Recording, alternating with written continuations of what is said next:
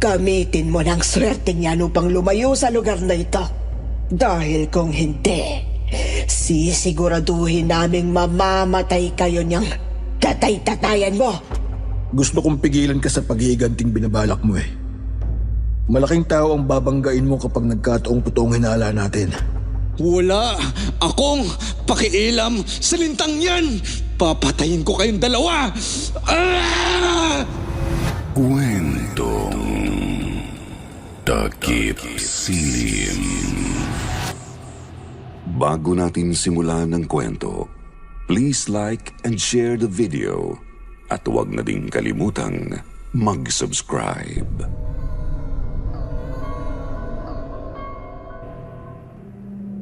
Ang pakikipagkasundo sa mga nilalang ng dilim ay isang malaking pagkakamali. Oo, maaari kang magtamasa ng kaligayahan sa simula. Subalit papalitan naman ito ng matinding pagsisisi, manghihinayang, takot at pangamba. Ang malala pa, sisirain ito hindi lang ang iyong sarili, kundi maging ang buhay ng mga tao sa iyong paligid. Ang aral na ito ang laman ng kwento na ibabahagi ko po sa inyo, Sir Jupiter. Isang kwentong nagmula pa sa mga kalululuhan ko. Tungkol po ito sa isang taong naging biktima ng mga aswang na nangialam sa kanilang buhay. Ako nga po pala si Jason ng Mindoro. 30 anyos na po sa kasalukuyan at meron ng sariling pamilya. Itong isasalaysay ko naman po sa inyo ay nangyari sa Laguna noon pang 1800s, panahon pa ng mga Kastila. Bali kinuwento lang po ito sa akin ng aking lolo Maldo noong maliit pa lang ako. At naisip ko ngayong ibahagi sa inyo.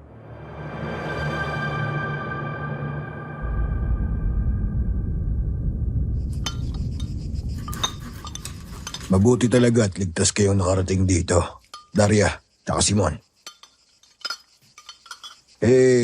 Kamusta na ba ang kalagayan ng Cavite ngayon? Marami akong naririnig na hindi kaaya-aya nitong mga nagdana. Iyon nga po at dagli kaming umuwi rito sa Laguna, Itay. 5 buwan nang tiyan itong si Daria. Kailangan naming umiwas sa nangyayaring sigalot doon. Mukhang titindi pa nga po kasi ang mga kaganapan eh. Mabuti na nga po at nakaalis na kami agad doon, Tay. Hindi na namin alam kung anong sasapitin itong dinadala ko kung sakali. Sa daan nga po namin nabalitaan ng pagbitay sa 3 pari eh. Siguradong lalala pa ang lahat. Palaki kasi ng palaki ang galit ng mga kababayan natin sa mga banyaga eh. Ikaw ba, Simon? Kumusta na ba ang kalagayan mo? Ganun pa rin po, Itay. Walang pagbabago.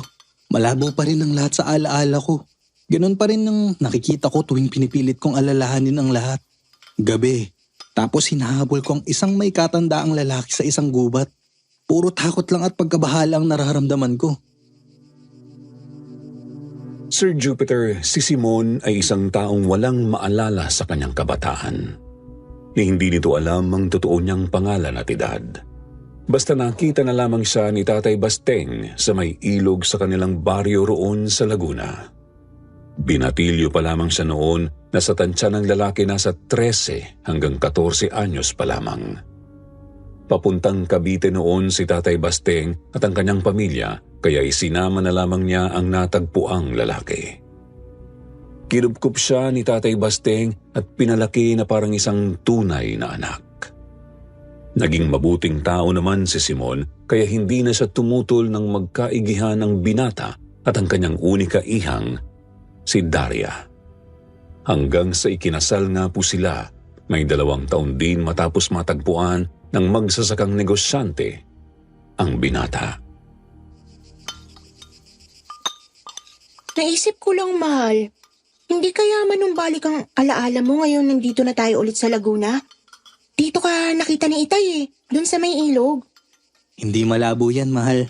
Maaring may maalala nga ako sa pagbalik natin dito pero kahit wala ay ayos lamang sa akin. Masaya na rin naman na ako sa iyong piling. Alam ko naman yan, Simon. Subalit syempre, mas maigi pa rin malaman mo kung sino ka talaga. Daria, hayaan na lang natin kusang mangyari mga bagay-bagay. Huwag natin pilitin masyadong isip at kalooban nitong si Simon. Ang mahalaga malusog naman itong kabiyak mo. Sino yan? Sandali lang at bubuksan ko. Ako na po, Itay. Magpatuloy na kayo sa pagkain. Binuksan ni Simon ang pinto at bumungad sa kanyang isang humahangos na bata. Nakikiusap itong pagbilhan siya ng kalamansing meron pang mga tangkay. Hindi na po ito nakakapagtaka dahil nagbebenta talaga ng mga prutas at gulay si Tatay Basteng sa palengke. Sa katunayan ay may mga puno pa nga sila ng kalamansi sa bakuran. Ang ipinagtaka ni Simon ay kung bakit hindi maipinta ang itsura ng bata. Pawis na pawis ito at bahagya pang namumutla. Kalamansing meron pang mga tangkay? Aanhin nyo naman yun. Tsaka, ano bang nangyari sa'yo at hindi maipinte ang itsura mo? Ano po kasi, kuya?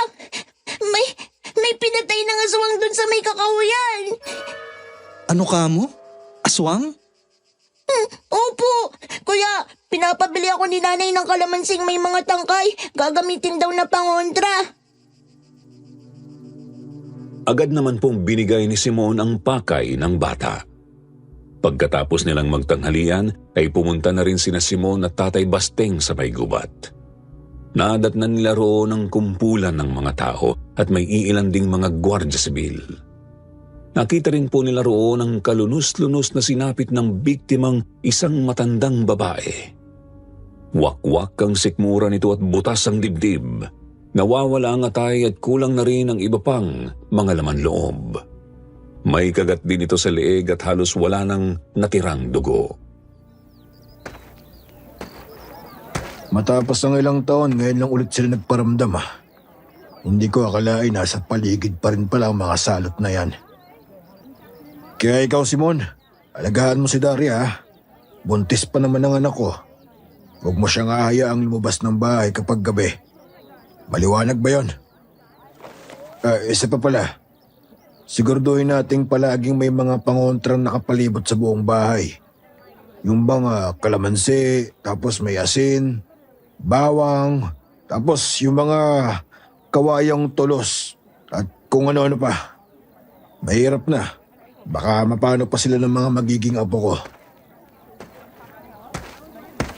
Simon? Uy, Simon. May problema ba? Ang tahimik mo dyan Namumutla ka rin. Tatay Basteng. Oh, ano yun? Masyado ka bang natakot sa sinabit itong babae?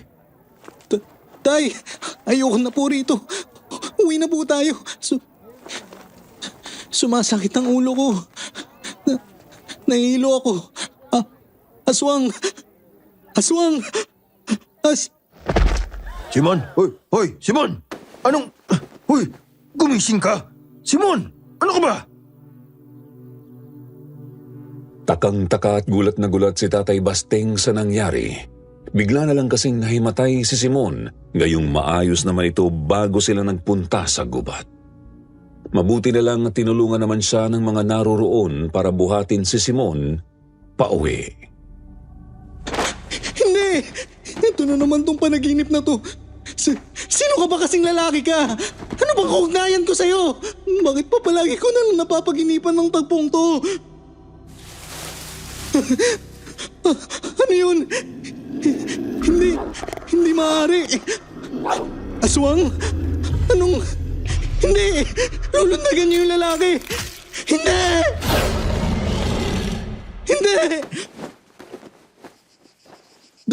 Daria? Tay? Diyos ko! Salamat naman at nagising ka na, mahal ko. Anong nangyari? Ikaw ang dapat kong tanungin yan. Bigla ka nalang hinimatay kanina ron sa gubat, Simon. Doon kung saan may napatay ng aswang. Natakot ka ba o ano? Palagay ko may kinalaman ng mga aswang sa nakaraan ko, Itay. Ano? Seryoso ka ba riyan? Bakit mo naman nasabi? Ano kasi, Daria, Tay, may nagbago sa bangungot ko. Noong una ay pareho lang. May sinusundan akong lalaki sa madilim na gubat pero bigla na lang may sumulpot na aswang sa kung saan at nilundagan yung lalaki. Pakiramdam ko raw ay nadurog ang buong pagkatao ko sa nasaksihang yun. Mahabaging langit. Ang tanong na lang ngayon ay kung may kinalaman nga ba sa nakaraan mong panaginip mo. Baka naman kasi isa lamang yung simpleng bunga ng isip. O di naman kaya isang pangitain lang yon. Yun bang pahiwatig sa mangyayari pa lang? Huwag naman kayong manakot, Itay. Hindi ako nananakot. Nagsasabi lang ako ng posibilidad. Parang ayoko nang ibalik ang mga alaala ko. Simon, Nang sumunod na araw ay maayos na ang pakiramdam ni Simon. Doon na po siya sinabihan ni Tatay Basteng na tumulong na sa mga gawaing bukid. Kasama na po roon ang pagbebenta ng mga gulay at prutas. Siya rin ang naatasan ng lalaki na maghatid ng mga kalamansi sa kanilang mga suki. Isa sa mga paghahatiran ni Simon ay ang pansiterya sa may bandang gilid ng merkado. Pinuntahan niya ang lugar hapon noong araw ring yun, bit-bit ang isang bayong. Siyang pansiteria kayong sinasabi ni Tatay. Ang sabi niya isang matandang babae raw ang tindera na medyo tabain. Saan kaya? Uy! Punyeta! Bulag ka ba? Bakit ba hindi ka tumitingin sa dinaraanan mo? Nako, pasensya na ho, Ginoo. Nawala lang po sa daan ng paningin ko dahil may hinahanap ako. Ang sabihin mo, tanga-tanga ka lang. Napakalaki mong abala. Claudio? Ikaw ba yan? Claudio? Sinong... Lumayo ka sa akin! Pangahas! Ang tagal-tagal mong nawala tapos ngayon bigla-bigla kang lulutang at bubungguin mo ko? Mawalang galang na ho, Ginoo. Subalit, hindi ho yata akong inaakala niyong tao. Nagkakamali po kayo. Itong tatandaan mong hayop ka. Sa oras na magpakita ka pa ulit sa akin, hindi ako magdadalawang isip na butasin niyang ulo mo. Sino ba yung taong yun? Anong problema nun? Bakit pamilyar ang itsura niya sa akin? Tsaka, Claudio? Ako si Claudio? Nakakainis. Kumikirot na naman ng ulo ko. Maihatid na nga tong kalamansi. Ipinagpatuloy ni Simon ang trabaho noong araw na yon. Inihatid niya ang kalamansi sa panseterya pagkatapos nagbalik siya sa kamalig ni Tatay Basteng para kumuha pa ng mga ihahatid sa iba pang mga suki. Sa sobrang pagkaabala ay hindi na niya naikwento sa kanyang biyenan ng tungkol sa nakabanggaang lalaki. Bandang 6:00 ng gabi nang maglakad si Simon pauwi. Madilim na ang paligid at halos wala na ring ibang mga tao sa daan. Pawis na pawis si pinapaypay sa mukha ang buring sombrero. Bit-bit pa rin ang bayong na may konting mga kalamansipang natira. Sa wakas, pauwi na rin. Pagod at gutom na ako. Mabuti na lang talaga at nawala naman ng sakit ng ulo ko kanina. Ay, sino kaya talaga yung lalaking yun? At bakit kaya Claudio ang tawag niya? Ano yun? May nakasunod sa akin. Patuloy lang na naglakad si Simon, nagkukunyaring hindi napapansin ang sumusunod sa kanya. Yun ay kahit dinig na dinig niya ang kaluskos sa mga sanga ng puno. Pinipilit din niyang manatiling nakatayo sapagkat unti-unti na naman siyang nahihilo. Pamilyar na pamilyar kasi sa kanya ang napakabigat na presensyang pumapahalo sa hangin, bagamat hindi niya mahugot sa kanyang isip kung ano eksakto iyon. Sino ba kasi yan? Wala namang tao kapag nililingon ko. Hindi maganda ang kutob ko. Kailangan kong bilisan. Ano nga mo yun? Bulok na karne? Ayan na naman. Kailangan ko na talagang bilisan. Anak ng aswang! Tuluyan nang napatakbo si Simon nang makarinig ng malahalimaw na ungol. Hindi niya yun nilingon. Basta itinuon lang niya ang pansin sa pagpapanatili sa sariling nakatayo. Umiikot na kasi talaga ng bahagya ang kanyang paningin at masyado nang matindi ang pagkalabog ng kanyang puso. Ilang sandali pa, pasimple siyang dumukot ng iilang kalamansi mula sa bitbit niyang bayong. Agad niya yung piniga at biglang hinagi sa kung saan niya huling narinig na may kumaluskos. Ayaw mo akong tigilan ha. Ito sa'yo! Sa wakas, nakita rin kitang hayop ka. Tinamaan ko sa braso. Bahala ka na dyan. Halimaw! Bumalik sa pagtakbo si Simon. Kumuha siya ng isa pang kalamansi at piniga iyon. Nakahandang manghagis kung sakali mang magtangkang sumalakay sa kanya ang halimaw. Naririnig pa rin niya ang mga kaluskos at naruroon pa rin ang malansang amoy, kaya naman naisip na lamang niya yung ipahid sa iba't ibang bahagi ng kanyang katawan habang tumatakbo. Malapit na ako. Daria, mahal ko. Andiyan na ako. Nakakainis.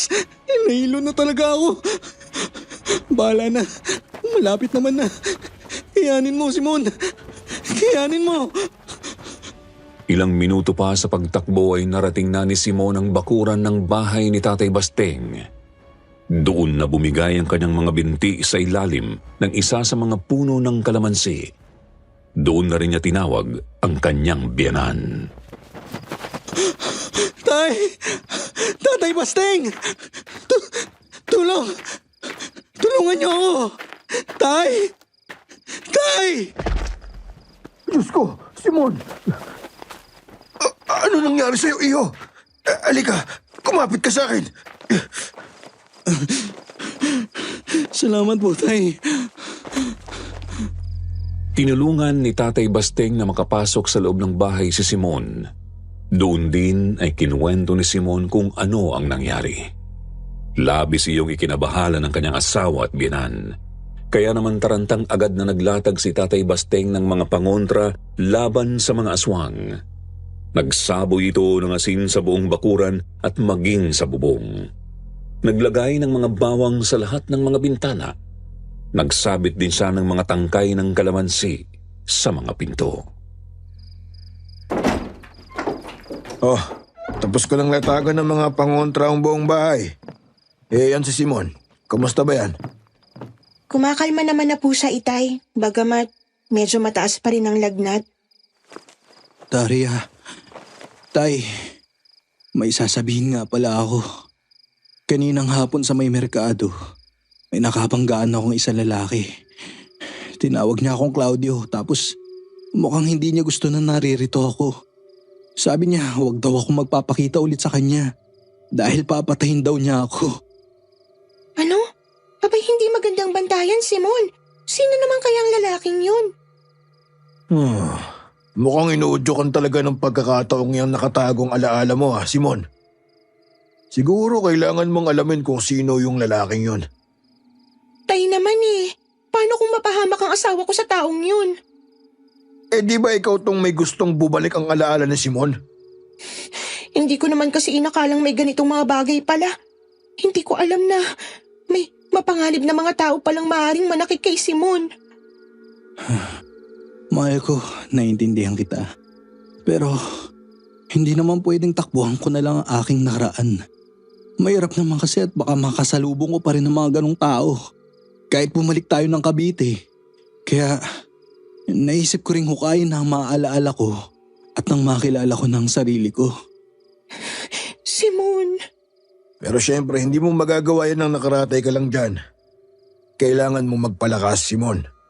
Magpahinga ka na muna. Tapos tsaka natin pag-isipan ng mga dapat gawin. Halos isang araw ring nagpahinga noon si Simon, Sir Jupiter. Inalagaan naman siya ng kanyang asawa kaya agad ding bumuti ang kanyang pakiramdam.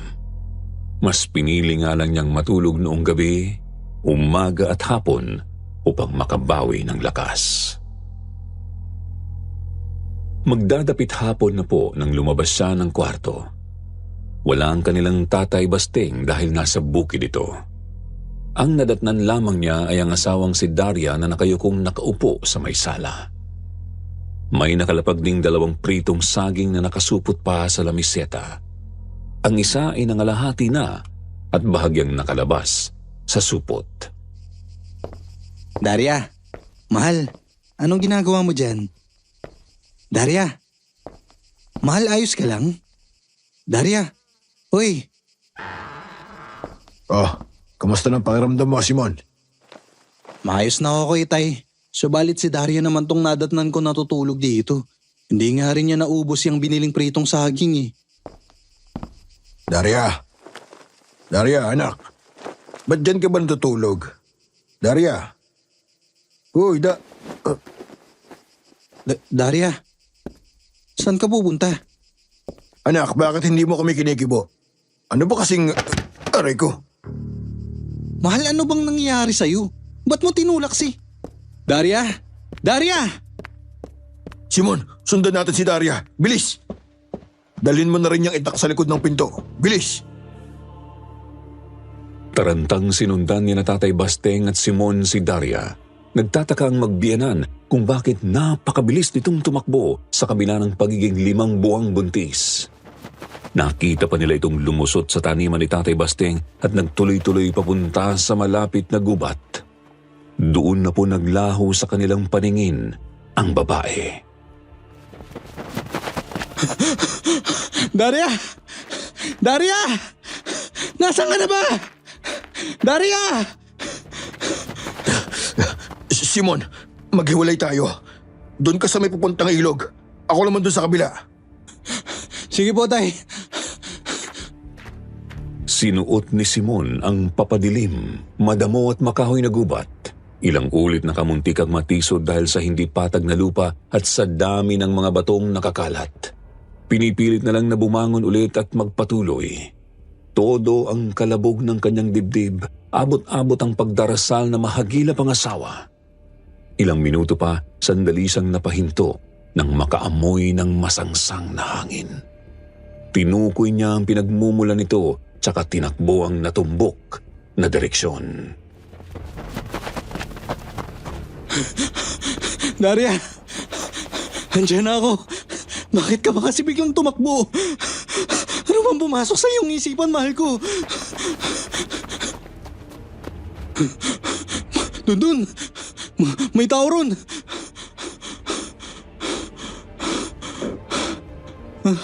Anong... Hindi... Napahinto si Simon nang makakita ng isang pares ng napakapulang mga mata sa gitna ng madilim na bahagi. Hindi niya maaninag ng maayos ang itsura nito dahil halos palubog na talaga ang araw.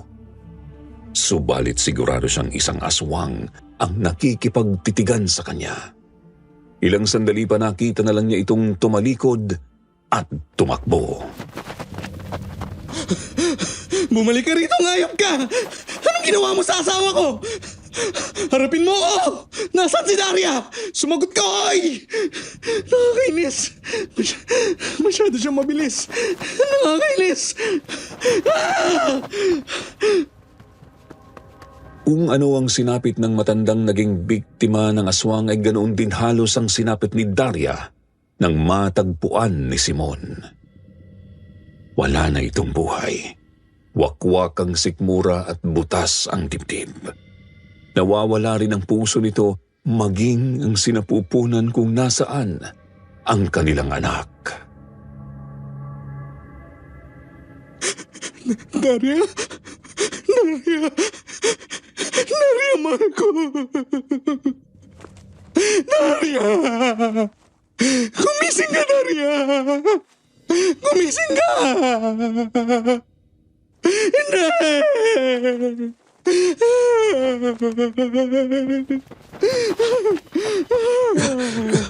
Ano nangyari dito?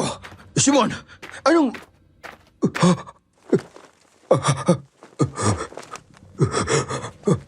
Hindi. Hindi. Hindi. Maingat na pinagtulungan ng magbiyanan na madala ang katawan ni Daria palabas ng gubat. Doon na sila humingi ng tulong sa mga kabaryo. Mabilis na lumakad ang ilang mga kalalakihan para galugarin ang gubat. Ngunit wala pa rin silang natagpuang aswang. Kaya naman lalong sumidhi ang kilabot at pangamba ng mga taga roon. Daria, mahal ko. Bakit mo ako iniwan? Bakit ka lumabas ng bahay at tumakbo papuntang gubat? Alam mo namang may banta ng aswang eh. Alam mo yon. Bakit, Daria? Bakit? Sa palagay ko, alam ko ang sagot sa tanong mo, Simon.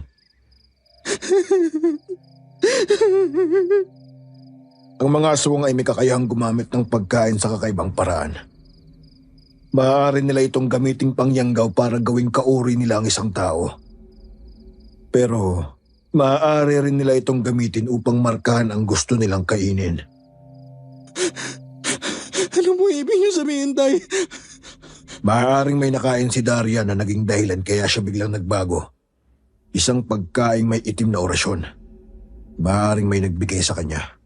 O di naman kaya nabili niya. Yung britong saging? Mismo.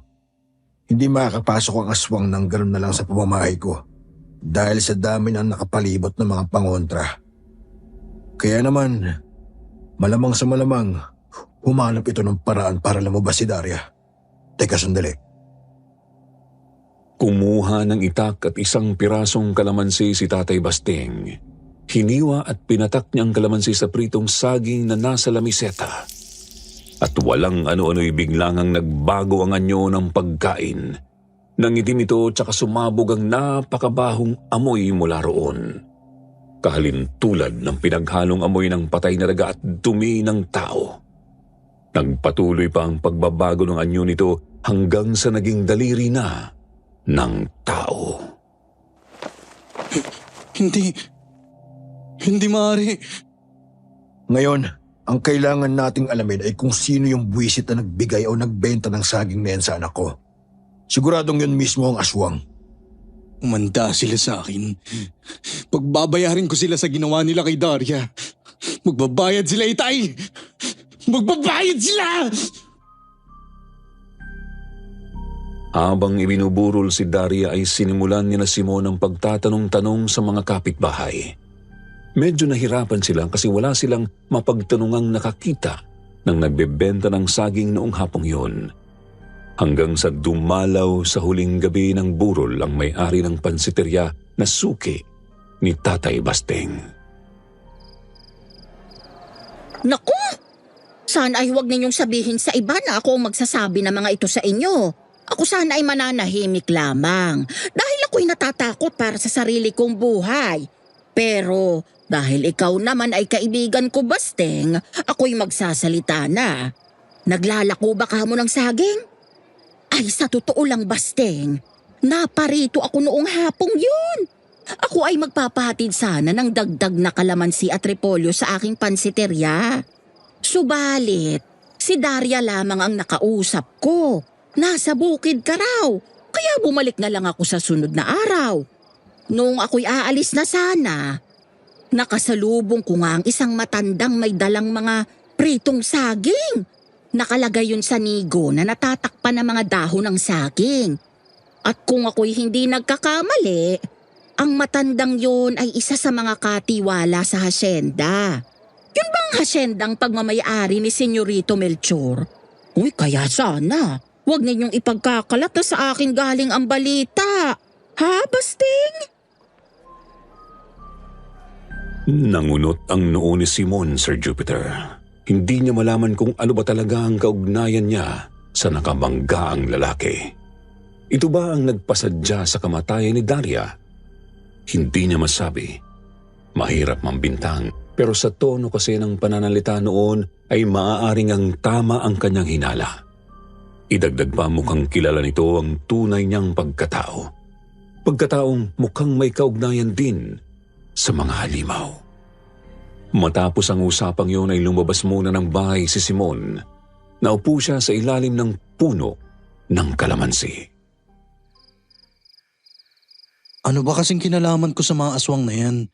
Bakit pakiramdam ko ikalawang beses na akong nabigo? Pakiramdam ko nangyari na ito noon. Pakiramdam ko nabigo na rin akong iligtas ang isang taong mahalaga sa akin mula sa mga aswang. Ay, Daria, sana mapatawad mo ako. Mahal na mahal kita. Kayo na magiging anak sana natin. Kung may paraan lang sana para maiganti ko kayo. Bakit biglang lumakas at lumamig ang hangin? Aray ko! Ano yung tumama sa ulo ko? Kalamansi?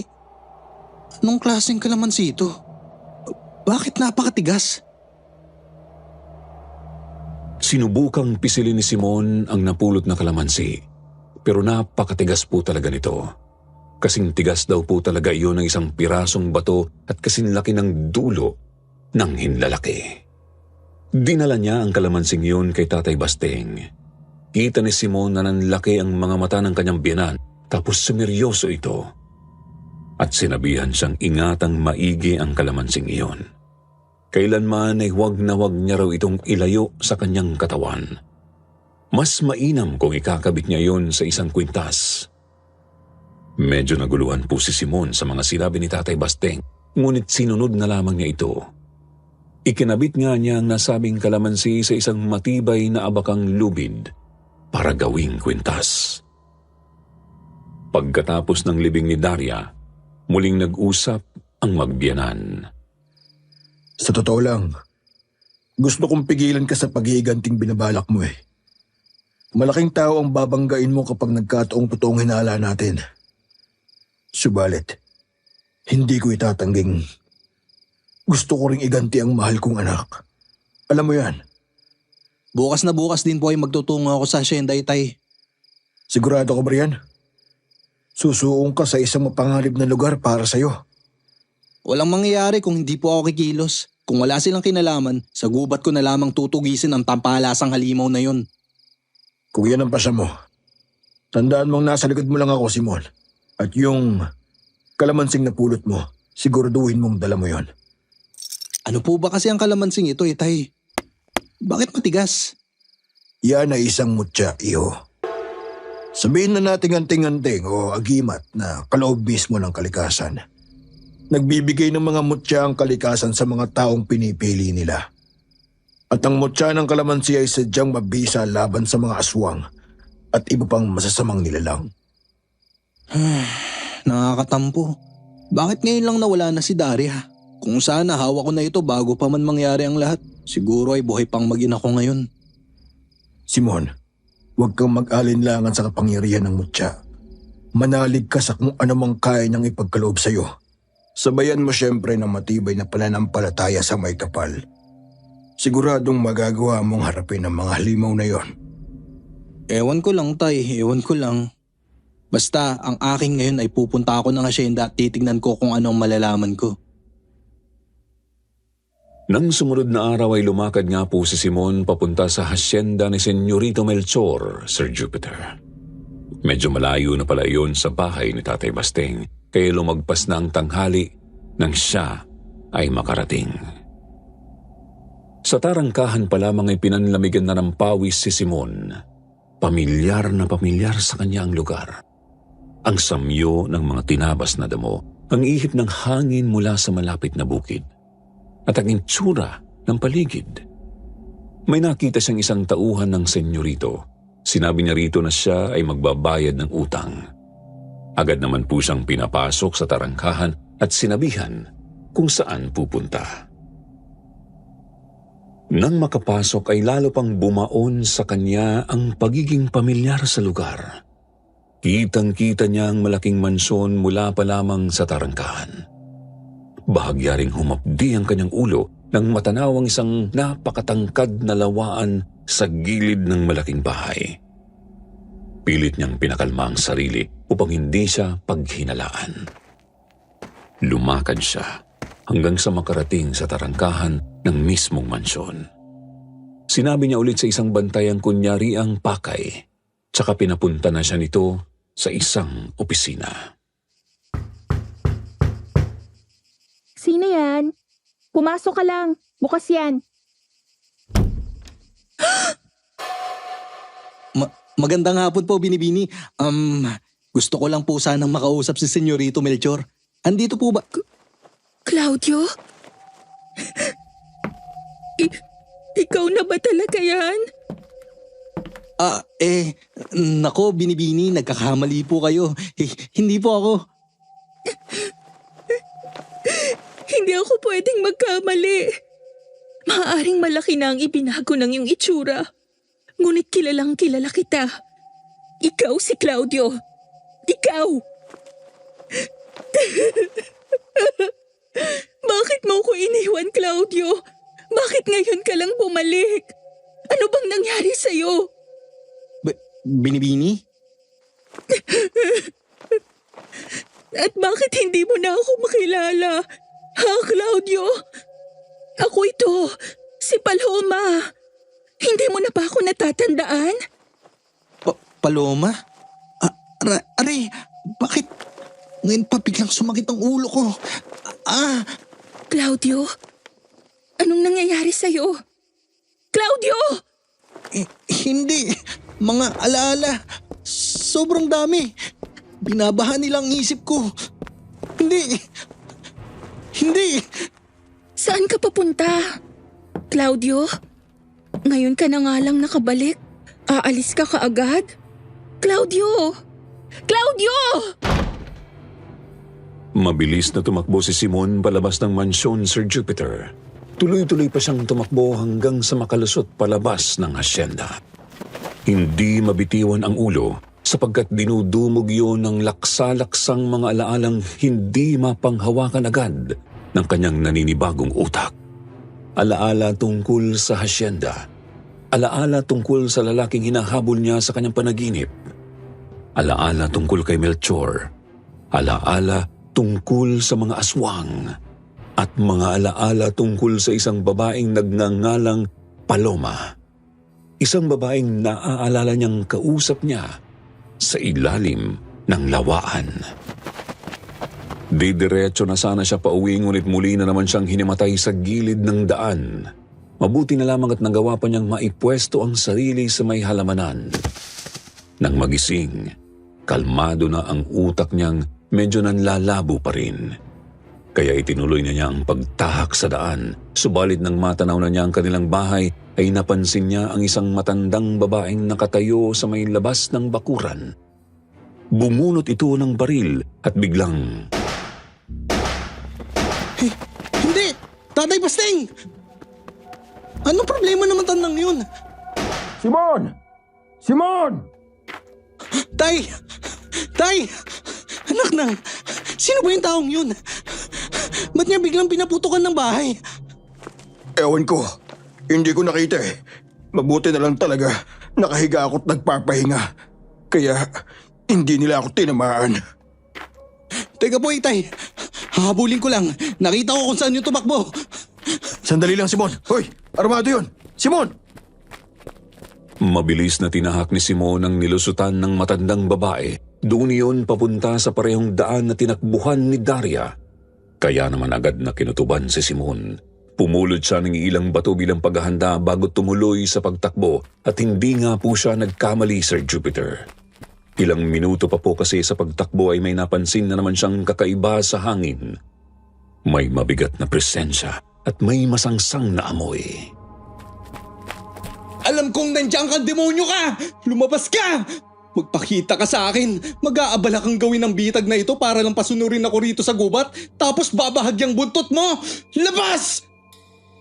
Sigurado ka bang gusto mo kong hamulin, ha, Simon? O mas maiging tawagin kang Claudio? Ito na ba? Ito na ba ang aswang? Hindi ako pwede magkamali. Ito mismo ang halimaw na nakaharap ko noong 14 pa lang ako. Ano na? Ayaw mong sumugod? Pwes, ako ang mauna! Walang ano-ano ay biglang nilundagan ng aswang si Simon. Mabuti na lang at nagawa nitong makailag, bagamat dumaplis ang mga kuko ng halimaw sa kaliwa niyang braso. Bumuelo ang lalaki at saka inundayan ng hampas ng bato ang halimaw. Tinamaan ito sa may balikat kaya ito natumba patagilid. Subalit mabilis naman itong nakabangon at muling inambahan ng kalmot si Simon. Lumundag pa atras ang lalaki upang makailag, ngunit mabilis siyang nawala ng balanse at napaupo sa lupa. Nang mag-angat siya ng tingin ay nanlaki na lamang ang kanyang mga mata nang makitang pukul na sa kanyang dibdib ang mga kuko ng halimaw. Hindi. Daria! Tapos ka na. Hindi. Meron kang mutya. Nagulat na lamang si Simon nang kinabig ng aswang ang sariling kamay at lumundag pa atras. Yung mutya, ito na siguro yung sinasabi ni Tatay Basteng. Ngayon ako naman. Itong sa'yo! Ito pa! Bulisit kang tao ka! Nakakainis ka na! Ano ha? Papalag ka pa? Anong gagawin? Hindi! Hindi masaktan ng mga kuko ng aswang si Simon, kaya naman ang ginawa ng halimaw ay hinablot niya ang isang binti ng lalaki saka hinagis sa katawan ng isang puno. Agad umikot ang paningin ni Simon sa lakas ng pagkakahambalos sa kanya sa matigas na kahoy. Kita niyang lalapit na ulit sa kanyang aswang, subalit sakto namang may narinig siyang mga taong paparating. Tatay Basteng? Maswerte ka ngayon, bata. Kaya, kung ako sa'yo, gamitin mo ng swerte niya upang lumayo sa lugar na ito. Dahil kung hindi, sisiguraduhin naming mamamatay kayo niyang tatay-tatayan mo.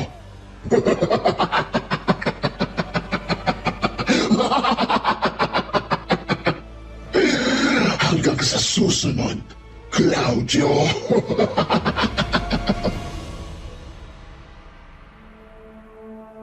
Tuluyang nagdilim ang paningin ni Simon hanggang sa mawalan na nga po siya ng malay. Nang magising ay halos 2 araw na pala ang lumipas. Nananakit pa rin ang kanyang kalamnan at napakakirot ng ulo, bagamat unti-unti nang lumilinaw ang kanyang isipan. Mabuti talaga at nagising ka na, iho. Nawalan na nga ako ng anak. Pati ba naman ang kinukupkup ko ay muntik na rin mawala sa akin. Pasensya na po at pinag-alala ko kayo, Itay Basteng. Patawad kung nagpadalos-dalos akong sundan yung babaeng yun. Ay, nangyari na ang nangyari. Iwan na natin yun sa nakaraan. Mabuti na lang din talaga at may mga nakarinig ng putok ng baril. Isinama ko na silang sundan ka sa gubat. Hindi ko maisip kung ano nang nangyari kung hindi kami dumating sa oras.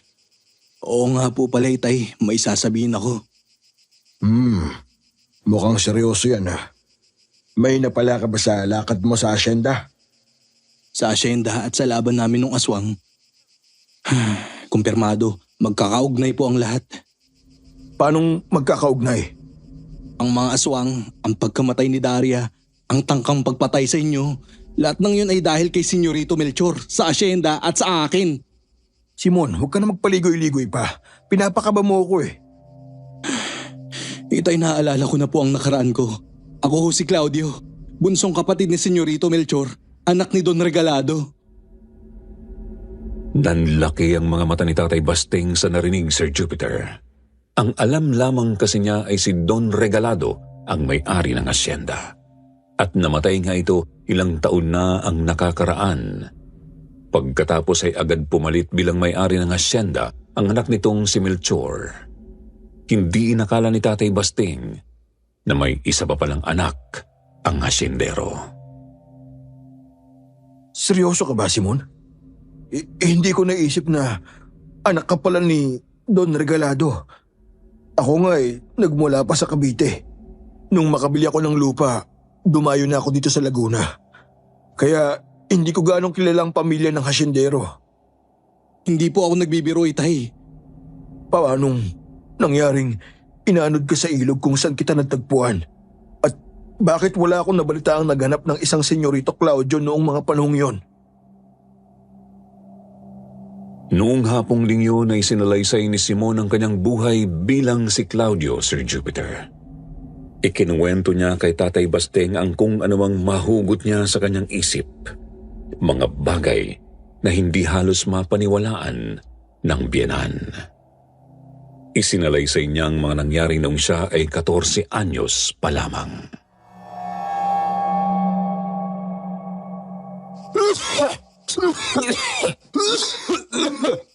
Itay, bakit po ba palala ng palalayang kalagayan ninyo? Hindi ba at palagi naman kayong sinusuri ng doktor? Claudio anak, tayo ay walang magagawa kung sadyang ginugupok ako ng hindi magamot na karamdaman. Itay naman para naman kayo ay sumusuko na kung kayo ay makapagsalita. Kayo ay si Don Regalado, isang tinitingalang tao. Maraming mga tauhan ng hasyenda ang umaasa sa inyo kaya hindi kayo dapat sumuko ng ganyan.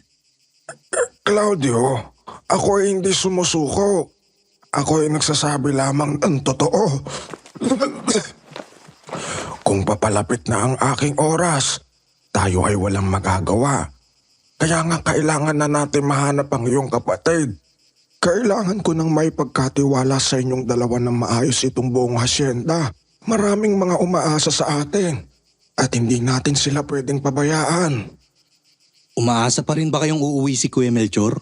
Tiyak akong hinahabol pa rin nun ang kanyang mga luho hanggang ngayon.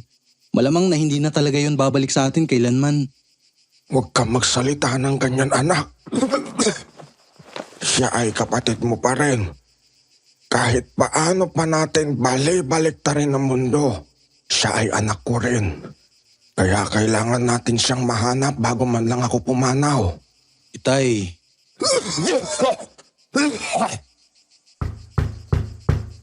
Don Regalado, ako ito si Alita. Dala ko na po ang inyong gamot. Pasok lang po kayo, Manang. Ito na po ang inyong salabat, senyor. Maraming salamat. Ikaw yung bagong katulong dito sa bahay, hindi ba? Ay, opo, senyor. Maraming salamat po na ako inyong tinanggap. Si Don Regalado ay isang mabuting hasyendero, Sir Jupiter. Kaya naman mahal na mahal siya ng kanyang nasasakupan. At nalungkot ng labis ang mga ito nang siya ay magkasakit. Masyado raw po kasing biglaan ang pagkakasakit nito. Tipong malusog naman ang pangangatawan tapos bigla na lang naratay ng sumunod na araw. Hindi na talaga maipintay ang itsura mo Claudio. Kumusta na ba ang iyong ama? Palala ang kanyang kalagayan, Paloma. Sa tingin ko hindi naman tumatalab ang mga gamot na ibinibigay ng mga doktor na tumitingin sa kanya. Ayun nga at palaging nilalagnat. Palala na rin ang kanyang pag-ubo. Tapos may sumasabay na dugo sa kanyang dura. Aray ko naman, ano ba't bigla-bigla kang nangahampas niyang iyong pamaypay? Nanghihina ang iyong ama. Tapos naririyan ka at pinanghihinaan din ang loob. Saan huhugot ng lakas si Don Regalado niyan? Tibayan mong yung sarili, Claudio. Para kang hindi lalaki dyan sa iyong inaasal Kung sa bagay. Salamat sa paalala, Paloma. Mabuti na lang nariyan ka at siyang naging kalakasan ko. Ako ay tigil-tigilan mo sa iyong pambobola, Claudio. Tandaan mong hindi pa kita sinasagot. Doon din naman patungo ang lahat, diba? Tayo ay pinagkasundo na ng ating mga ama. Kaya, aray ko, alam mo namumuro na yung pamaypay mo, ha? Ayoko nga munang isipin yung bagay na yan. May sakit si Don Regalado. Maski ang aking ama ay nagkakasakit na rin. Ano ka mo? Ano nangyari kay Senyor Clemente? Ganon din. Ubo at lagnat. Hindi pa naman malala pero... Ay... Takang-taka si Claudio kung bakit marami nga namang nagkakasakit sa kanilang lugar noong panahong yun. Madalas ay mga matatandang lagpas 50 na ang edad kasama na ang kani-kanilang mga ama ni Paloma. Kinagabihan ay tahimik ang mansyon. Tahimik din ang ama ni Claudio na nasa kabilang kwarto lamang. Kaya inisip ng binata na malamang nahihimbing na ito. Isang bagay na ipinagpapasalamat niya. Subalit napabalikwas siya ng bangon ng may maulinigang tumakbo sa pasilyo. Sino yan? Itay? Saan papunta yun? Sinundan ni Claudio ang ama palabas ng mansyon ngunit nagtataka kung bakit napakabilis tumakbo ng isang may sakit na matanda. Gayunpaman pinilit niyang huwag mawala sa kanyang paningin si Don Regalado at baka mapano pa ito. Nagtuloy-tuloy ang senyor sa may gilid ng mansyon. Nilagpasan nito ang malaking lawaan hanggang sa makarating sa likod ng bahay. Hindi pa rin po ito tumigil at lumusot papuntang taniman ng mga prutas. Napakadilim ng kakahuyan lalo't napakalamlam ng liwanag ng buwan. Kaya naman nahirapan si Claudio na masundan ng kanyang ama. Ilang ulit din siyang natisod sa mga ugat at nadulas sa putikan. Hindi na maitsura ang kanyang sarili noon dahil sa pawis at dumi, ngunit pinilit pa rin niyang magpatuloy kahit hindi na niya matanaw ang ama. Ilang sandali pa, naramdaman na lamang niyang bumigat ang hangin sa paligid. Tipong lumamig ng husto at animoy isinisilid siya sa isang makapal na kumot. Nakaamoy din siya ng kung anong masangsang. Hindi maganda ang kanyang kutob sa samyong yun, ngunit pinili niya iyong sundan. Itay, nasaan ka na ba kasi? Bakit ba bigla ka nalang tumakbo palabas ng mansyon? Diyos ko, sana ayos lang si Itay. Teka, doon. Mukhang may tao doon. May naaaninag na paggalaw sa gitna ng kakahuyan si Claudio. Tumakbo siya papalapit doon at tumambad sa kanya ang isang kagimbal-gimbal na tagpo. Nakita niya ang isang halimaw. Balot ng malauling na balahibo ang buong katawan. Napakahahaba at napakatatalim din ng mga kuko at ngipin nito. At nahihilamusan ng dugo ang mukha. Dugo ng kanyang ama na kinakain nito. Hindi! Anong halimaw yan? Itay! Hindi! Tatay! Tatay ko! Naparalisa ng matinding hilakbot ang buong katawan ni Claudio. Hindi manguyan ang kanyang isipan ng nasasaksihan. Ilang saglit pa lumingon na sa kanyang karimari-marim na aswang at nagtama ang kanilang mga paningin. Nadagdagan ng kilabot sa kalamnan ng binata, kaya naman nagmistula itong napakalakas na bugso ng hanging bumawi sa kanyang ulirat. Nang magising siya, mag-uumaga na. Naroroon pa rin siya sa kakahuyan. Wala na ang aswang ngunit naroroon pa rin ang gutay-gutay na katawan ni Don Regalado. Doon na siya nagtawag ng saklolo at binalot ng hilakbot ang buong hasyenda nang malaman ang malagim na sinapit ng kanilang pinuno.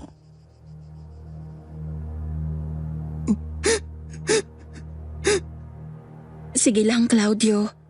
Iiyak mo lang ang lahat. Nandito lang ako. Hindi kita iiwan. Ibuhos mo lang ang lahat ng sama ng loob mo. Bakit ba kailangan mangyari ito?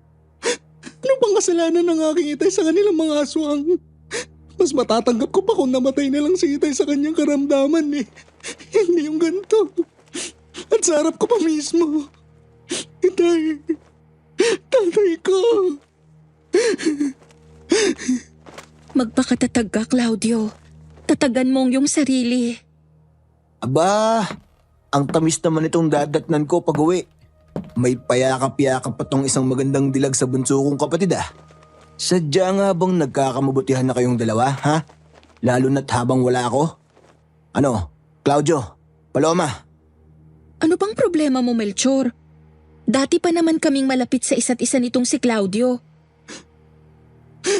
Mabuti naman at nagpakita ka na rin, kuya. Napakatagal ka nang hinahanap ni Itay. Bakit ngayon ka lang? Siyempre, kasi patay na siya. Kukunin ko na ang mana ko. Melchor! Nasisiraan ka na ba? Kamamatay pa lamang ng ating ama. Mana na kaagad yung namumutawi sa bibig mo. Anak ako, Claudio. Ako ang panganay. Kaya may karapatan ako. At ang gusto ko, lahat.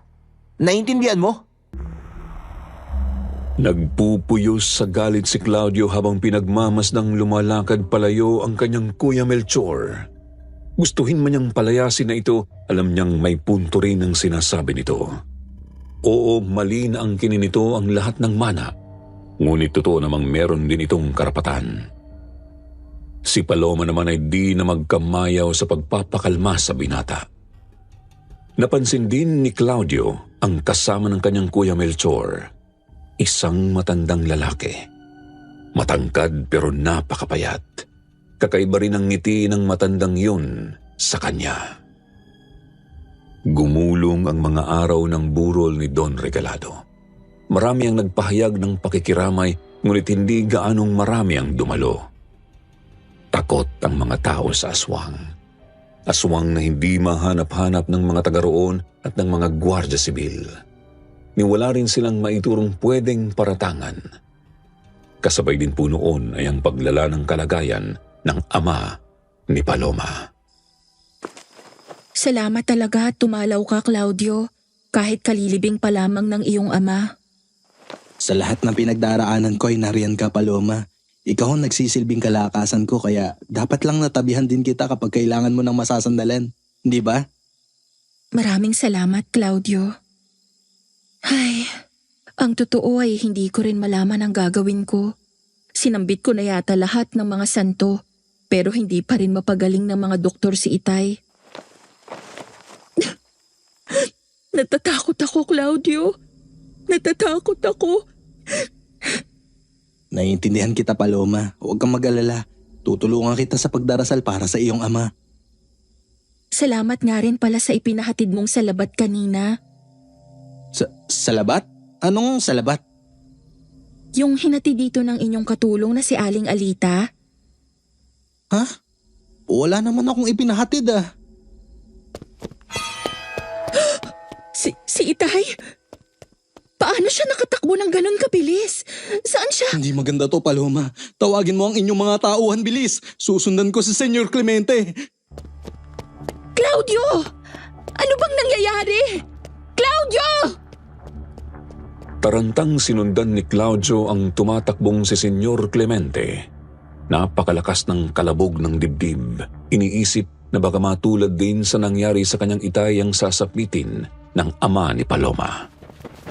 Binilisan ng gusto ni Claudio ang kanyang pagtakbo. Pilit niyang ipinako ang tingin sa tumatakbong lalaki.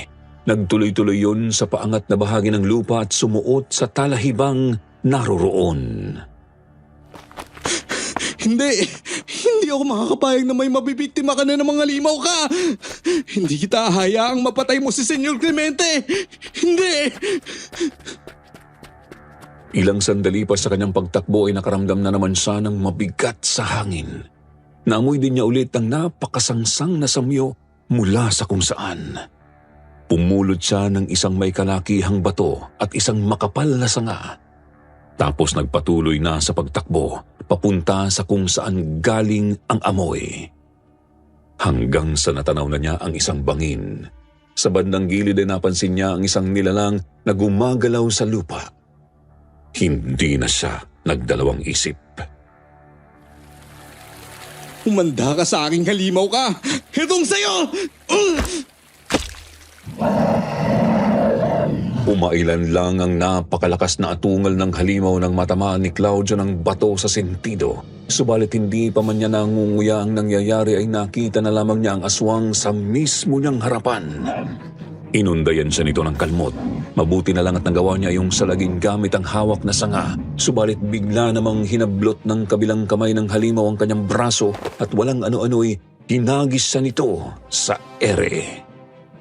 Sunod na lamang niyang namalayang bumubulusok na siya pababa diretso sa rumaragasang ilog. Claudio!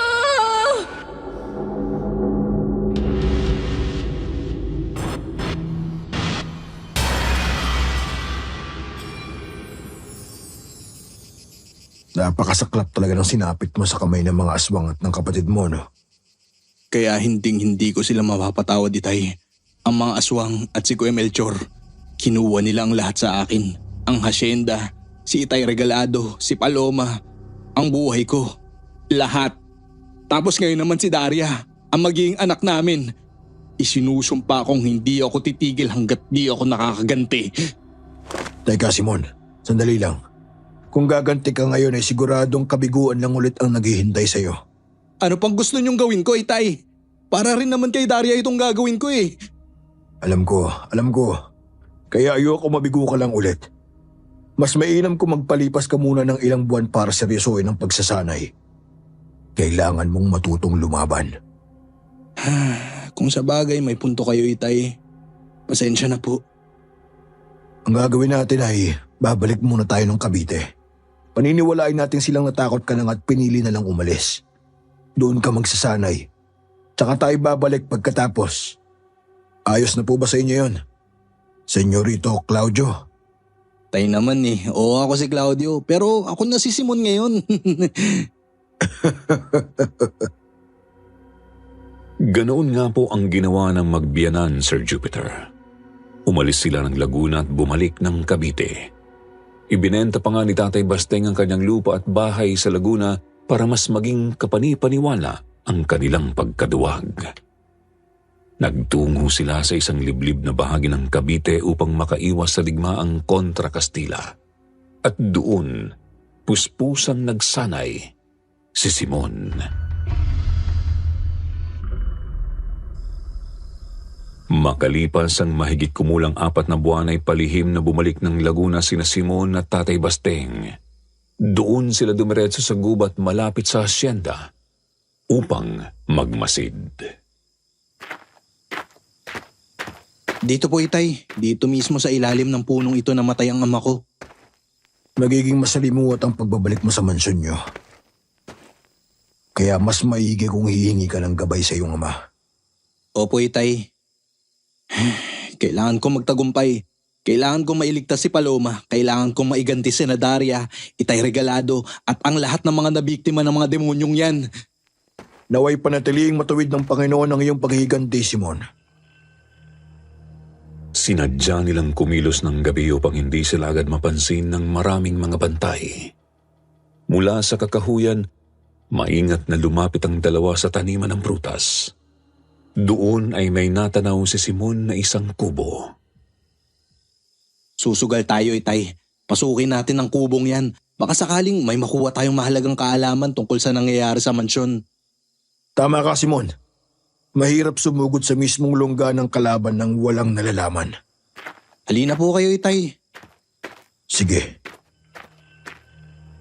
Pinasok nga po nila ang nasabing kubo, Sir Jupiter.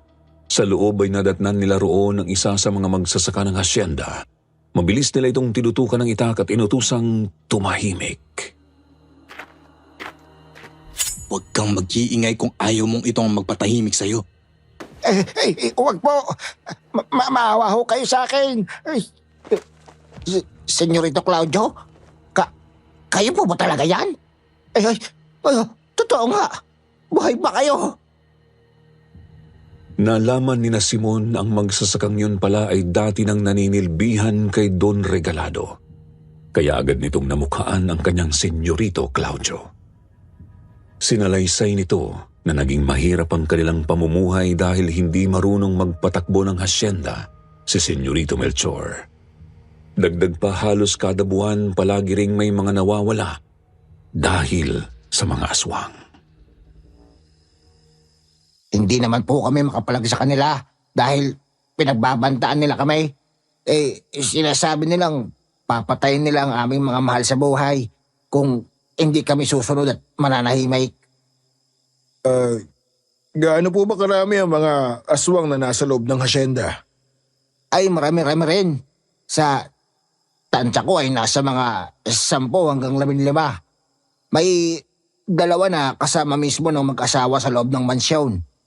Ang 2 aswang na yun ang nagsisilbing pinunaw ng halimaw. Mag-asawa? Tungkol ho dyan, Senyorito Claudio. Ang tinutukoy ko ay sina Senyorito Melchor at Senyorita Paloma. Pinilit po kasi ng inyong kapatid ang binibini na ipakasal sa kanya. Ay, malamang sa malamang ho ay pinagbantaan din niya ho yun. Nakakainis talaga ang damuhong yun. Uminahon ka, Simon. Ngayong may mga nakalap na tayong kaalaman, maaari na tayong gumawa ng magandang pakana. Alam ko, Itay. Alam ko. Halos 2 oras ding nag-usap ang tatlo hanggang sa makabuo sila ng magandang plano, Sir Jupiter. Pagkatapos ay nagpahinga sila ng maayos upang makaipon ng lakas para sa mga mangyayari. Pagkasikat ng araw ay agad umalis ang magsasaka para sa unang bahagi ng kanilang balak. Sina Simon at Tatay Basting naman ay nanatili sa loob ng kubo upang hindi mahuli. Pagsapit ng gabi, bumalik na sa kubo ang magsasaka. Naghanda na sina Tatay Basting at Simon. Sinigurado nilang pangontra sa kanilang mga bulsa, pati na ang bitbit na mga itak at kawayang tulos. Nagpalipas sila ng mga 3 oras bago lumabas sina Simon at Tatay Basting. Ang magsasaka naman ay inihanda na rin ang kanyang tambuli. Kinakabahan ako pero kailangan kong tatagan sa sarili. Tama nga ang sinabi ng magsasaka. Wala na talagang ni isang mang tao nagpapagala-gala sa labas ng asyenda ngayong mga oras na to. Si Itay Basting, ayun, nakarating na siya sa may likod ng asyenda. Ang bilis! May papasugod na kay Itay. Kailangan ko ng kumilos. Simon! Eto na! Andyan na po! Ah! Nagkagit-gitan ang mga kuko ng aswang at mga itak ni na Simon at Tatay Basting. Mabilis na kumabig ang halimaw. Nang maramdamang may kakaibang mainit na nagmumula kay Simon, agad itong tumalikod at humakbang papalayo. Ngunit mabilis na nahawakan ni Simon ang isa nitong binti. Nagtaka ang lalaki sapagkat agad na napadaing ang aswang nang mahawakan niya. Kita rin niyang umusok ang balat nito kasabay ng bahagyang pag-init ng mutya ng kalamansi na kanyang ikinikwintas. Humabol din ng taga si Tatay Basting na agad namang tumama sa likod ng halimaw. Noon ay pinagtulungan na ng taga at saksak ng dalawang nahuling aswang. Igaganti ko ang anak ko! Hayop ka! Papatayin kitang demonyo ka! Ang dami nyo nang kinuha sa akin! Magbabayad kayo! Magbabayad kayo! Ah! Sa wakas, sa wakas, nakaganti na tayo, Simon.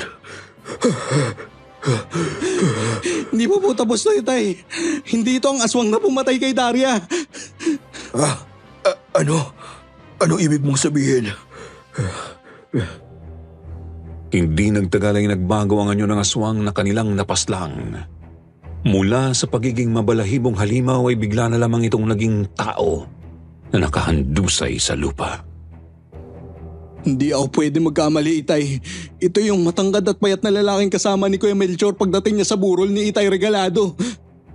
Kung ganon, maaaring kasabot niya ang babaeng nakita mong bumaril sa bahay. Yun bang Alita? Sigurado. Tay, tumingin kayo ron. Saan? May tumatakbong aswang. Papunta po sa mansyon. Siguradong yun na ang pakay natin. Habulin natin, dali! Mabilis na hinabol ni na Simon ang nakitang tumatakbong aswang. Hindi pa man sila gaanong nakalalapit sa mansyon ay bigla na lang itong nagpakawala ng isang napakalakas na atungal. Halos mabingi sina Simon sa yanig ng boses na yon. Hindi nagtagal ay naramdaman na lamang niyang may iilan pang mga aswang na paparating mula sa paligid. Nakapalibot sa kanila ang mga yon.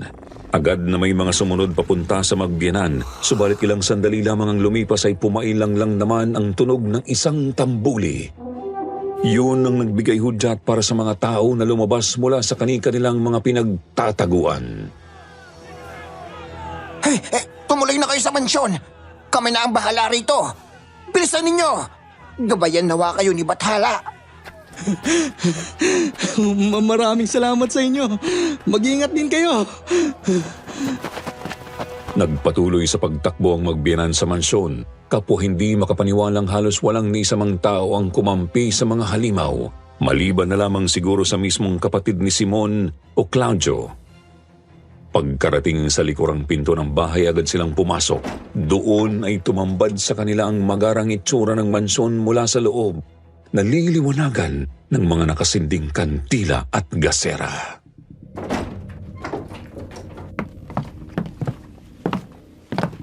Hanggang dyan na lamang kayo. Dahil kung hindi, papatayin ko itong kapatid mo. Kuya? Huwag mo ako sasaktan. Manang Alita.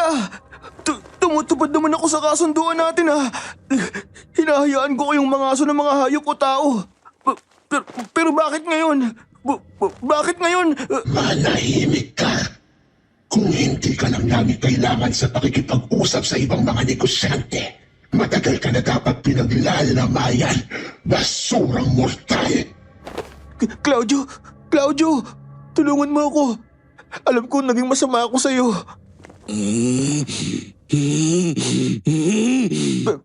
Pero kapatid mo pa rin ako, Claudio. Manahimik ka, duwag!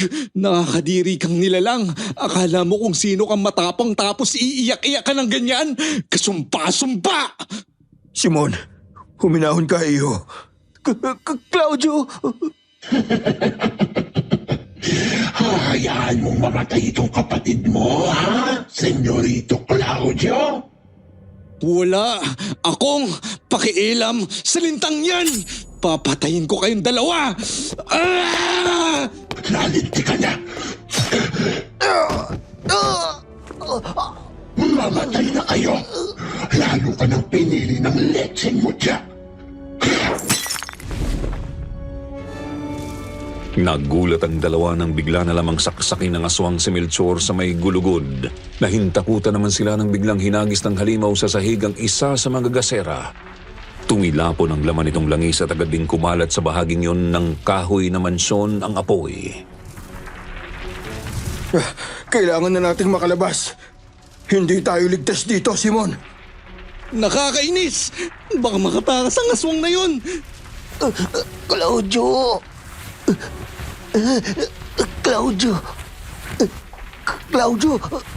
si Paloma, nasa taas. Pupuntahan mo. Ano ka mo? Walang ano-ano'y mabilis na sinuong ni Simon ang apoy at tumakbo papunta sa ikalawang palapag ng bahay. Hindi na niya pinakinggan ang pagtawag sa kanya ni Tatay Basteng. Ang nasa isip lamang niya ay mailigtas si Paloma. Hawak sa isang kamay ang itak at pinatulis na kawayan naman sa kabila. Diyan ka na lang! Kung hindi mamamatay itong babaeng pinakamamahal mo!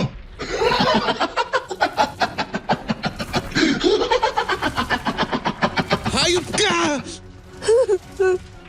Claudio, tumakas ka na. Iwan mo na ako. Masaya akong makita ka ulit. Pero wag mo nang isugal ang buhay mo para sa akin. Nasisiraan ka na ba? Ngayon na nga lang na nung balik ang alaala ko at ngayon na lang kita nakita ulit. Tapos ganyan? Nasa na bang nakilala kong Paloma na matibay ang loob? Hindi kita iiwan ulit, Paloma. Kung mamamatay ka rito, wala na ring saysay na mabuhay pa ako. Kay tamis namang pakinggan ang pag-iibigan ninyong dalawa. Pero alam mo, Claudio, maaari naman kitang pagbigyan. Maaari kong pakawalan ang iyong Paloma. Pero sa isang kondisyon. Diretsuhin mo akong hayop ka! Ibaba mo ang itak at kawayang hawak mo. Hubarin at itapon mo ang mutya ng kalamansi. Claudio, wag! Manahimik ang babae ka. Kapag talaga naubos ang pasensya ko sa'yo, tutuluyan na kita. Demonyo, huwag mong sasaktan si Paloma. Ito na, ibababa ko na ang mga sandata ko. Huhubarin ko na ang mutya. Yan! Magaling, Claudio. Magaling! Claudio! Huwag kang sabi! Sinusuway mo na ako ngayon? Ano ba? Claudio! Nakakainis kang hukluban ka. Ngayon, mamatay ka na! Claudio! Hindi! Nang maibaba ni Simon ang mutya ng kalamansi ay bigla na lamang binitiwan ng aswang si Paloma. Pagkatapos ay sumugod ito sa lalaki. Magkakasunod na suntok, sipa at kalmot ang natamo ng dating senyorito.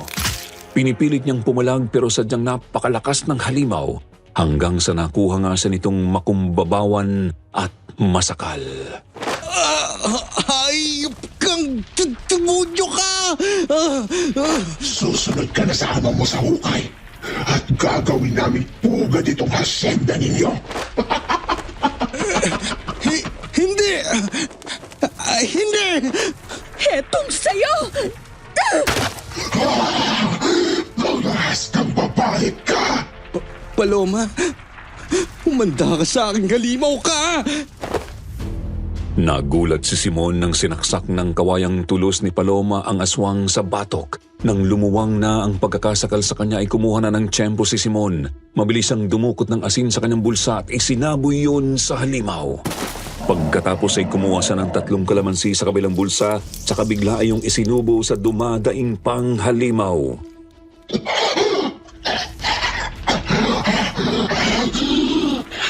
Hindi! Pangas kayong mga tao kayo! Sinisira ninyong mga plano namin! Mga walang hiya kayo! Talagang ayaw mo pang sumuko, ha? Hetong sa'yo!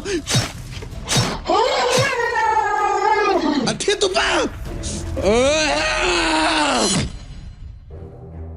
Inundayan ng magkakasunod na saksak ni Simon ang aswang hanggang sa tuluyan na itong hindi gumalaw. Nang matapos ay puno na ng itim na dugo ng aswang ang lalaki. Kumahalo iyon sa sarili niyang dugo, gawa ng mga natamo niyang sugat sa laban. Nagtagumpay ka, Claudio. Nagtagumpay ka. Oo, pero tsaka na tayo magdiwang. Kailangan na nating makatakas dito kaagad, Paloma. Ito na nga bang sinasabi ko. Tara sa balkonahe, madali ka. Tarantang tinungo ni na Simon at Paloma ang balkonahe ng ikalawang balapag. Yun ang balkonaheng nakaharap sa matandang puno ng lawaan. Lakas loob na tumulay sa isang malapit na sanga ang dalawa kasabay ng tuluyang paglamo ng apoy sa kanilang pinanggalingan. Mabuti na lamang at nakaabang na pala sina Tatay Basteng at iilan pang mga tauhan ng hasyenda sa ibaba. Mga tauhang tagumpay ding nalabanan at napatay ang mga aswang. Tagumpay ang paghihiganti ni Simon noong gabing iyon, Sir Jupiter. Nagawa rin niyang mailigtas si Paloma. Nagpahinga lamang sila ng 2 araw sa mansyon ng angkan ng babae pagkatapos ay napagpasyahan na nilang lumipat ng lugar. Sana'y nauunawaan ninyo ang gusto kong iparating. Hindi tayo maaaring magtagal dito sa Laguna. Hindi natin kasi alam kung may iba pang mga kadugo yung mga aswang na pinatay natin. Naiintindihan ko naman kayo, Tay. Ang akin lang eh. Paloma, paano kayo rito? Claudio, ibig kong sabihin, Simon, wala kang dapat alalahanin. Sasama kami sa inyo. Kami ng mga kapatid ko. Talaga? Nanganganib na rin kami rito. Kaya mas mainam nang lumipat na lang din kami sa ibang lugar. Ayun. Di wala na palang problema. Pinili nilang dito sa Mindoro lumuwas upang magsimula ng bagong buhay, Sir Jupiter. Mas mainam daw kasi na tumawid sila ng dagat upang di sila masundan ng mga aswang. Kaya hindi pwede kung sa Cavite lang sila tumuloy. Bumili po sila ng bahay at lupa rito. Nagsimulang magsaka ulit sina Simon at Tatay Basteng habang sina Paloma naman at ang kanyang mga kapatid ay nagbebenta ng mga ani. Hanggang sa lumipas nga po ang mga taon at nakabuo na ng sariling pamilya ang dalawa.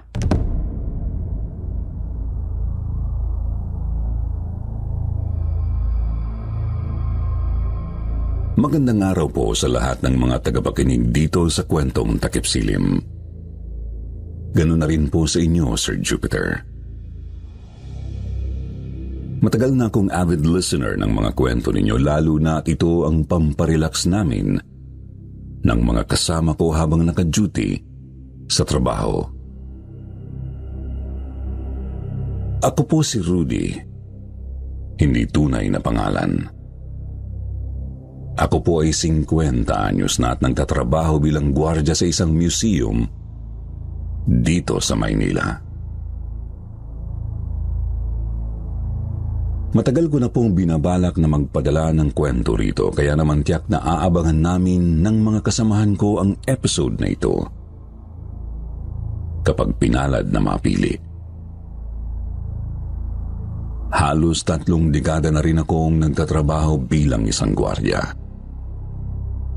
At itong nakakatakot na karanasan na isasalaysay ko ay nangyari noong bago-bago pa lang ako sa serbisyo.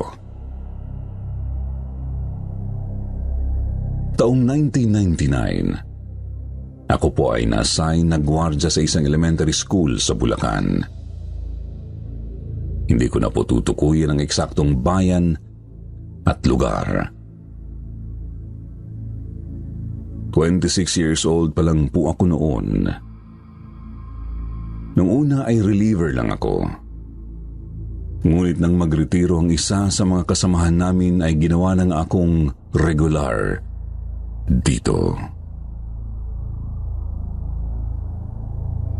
Masaya naman ako lalo na't guro sa paaralang yun ang kababata kong si Jimmy na madalas ding nakatambay sa guardhouse.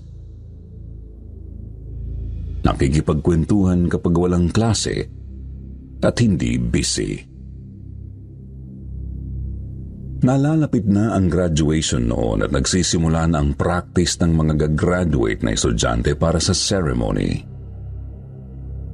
Wala kaming kaalam-alam na ang taon at araw na ito pala ay tatatak sa alaala namin ni Jimmy at ng isa pang guro na si Ma'am Marie.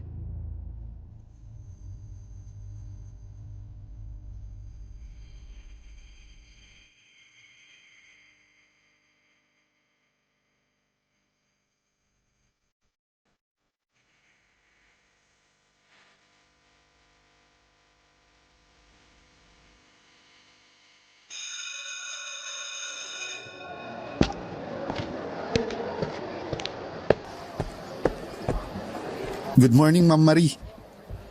Good morning, Kuya Rudy. Palagi na. Himala, hindi nakatambay rito si Sir Jimmy ngayon Yes, Ma'am Marie.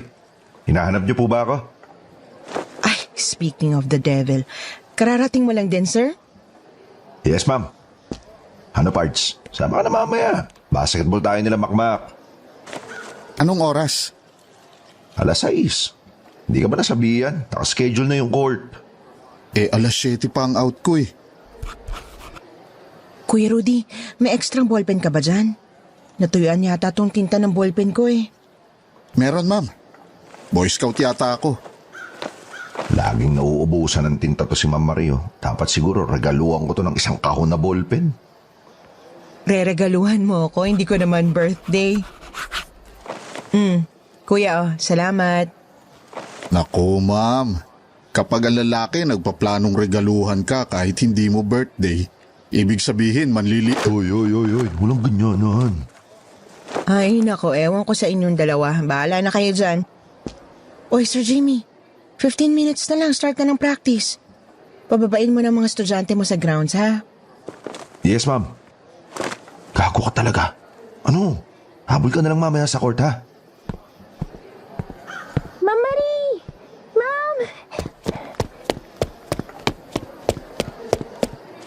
Yes, Cheche. Ma'am, magpapaalam po sana ako. Baka 3 days po ako munang hindi makapasok Okay lang po ba kung sa Saturday na lang po ako umattend ng practice? Bakit hindi ka papasok? Iha, hindi pa bakasyon ha. May mga klase pa kayo. Medyo personal po kasi Ay, kung personal, mamimili ka lang. Alin ba ipaprioritize mo? Pag-aaral o personal? Baka sa boyfriend mo na naman yan ha, ang bata mo pa. Graduating pa man din. Ano, buntis ka ba? Maawa ka sa mga magulang mo. Hindi po, ma'am. Wala nga po akong boyfriend Sige na po, ma'am. A-attend naman po ako ngayon. The next 3 days lang po hindi. Gusto mo kahit wag na? Mom, please po. Anak, hanggat walang valid reason, hindi ko papayagan yan. Ay, yung 3 days na absenan mo, review nyo yun para sa finals Tsaka may project kayo kay Sir Jimmy sa PE, di ba? Mom, sige na po. Ay nako, Cheche, sumasakit ulo ko. Umagang-umaga. Doon ka na nga sa grounds. Magsisimula na yung practice.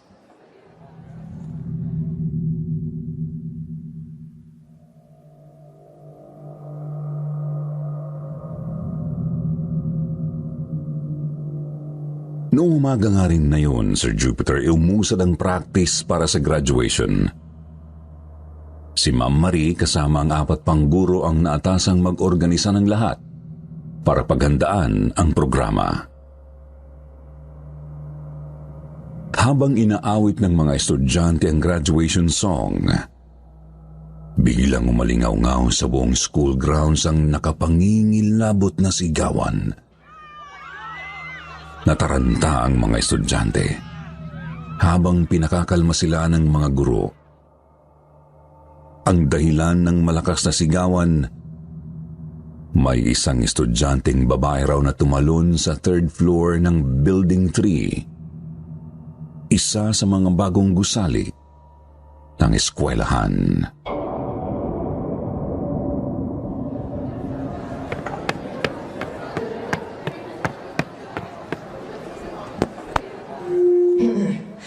Attention students, please. Huwag kayong magpanik.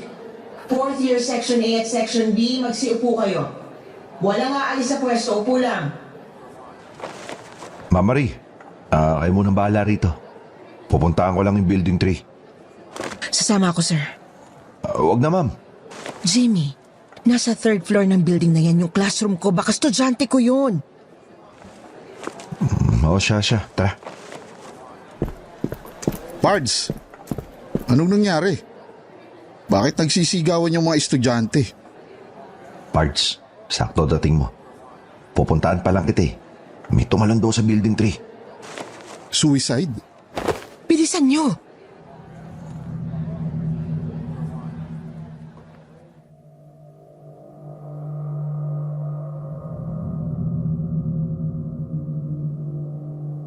Hindi lahat ay nakasaksi sa nasabing insidente ng pagtalon sa Building 3. Nagsisipag-iyakan naman ang mga nakakita dahil sa trauma. Sa grupo ng mga gurong naroroon, wala ring nakasaksi. Kahit ako, hindi ko nakita. Nagulat na lang daw sila nang sabay-sabay na magsigawan ng mga ito habang nasa gitna ng practice. Ganun pa man, dahil usaping seguridad ang naganap, mabilis kaming kumilos para puntahan ang Building 3. Laking pagtataka namin dahil wala namang kahit na ano roon. Walang katawan o kahit bakas man lang ng sinasabing estudyante na tumalon.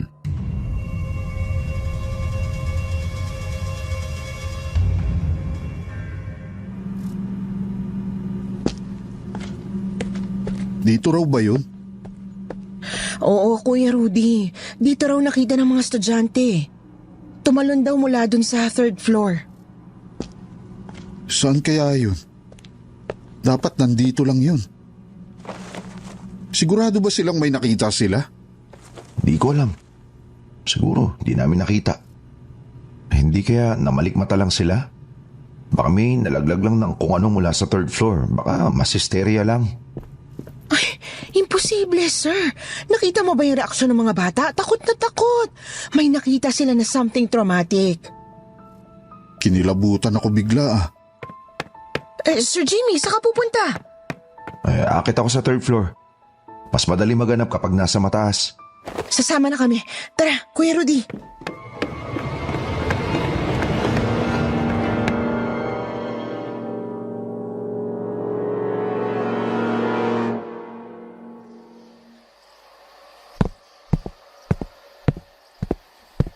Ano, sir? Kitang-kita yung buong school grounds mula rito eh. Wala namang kahit na ano sa baba. Ang weird. Ano yun? Oh my God. Sir Jimmy, may umiiyak. Sa classroom mo nanggagaling, ma'am.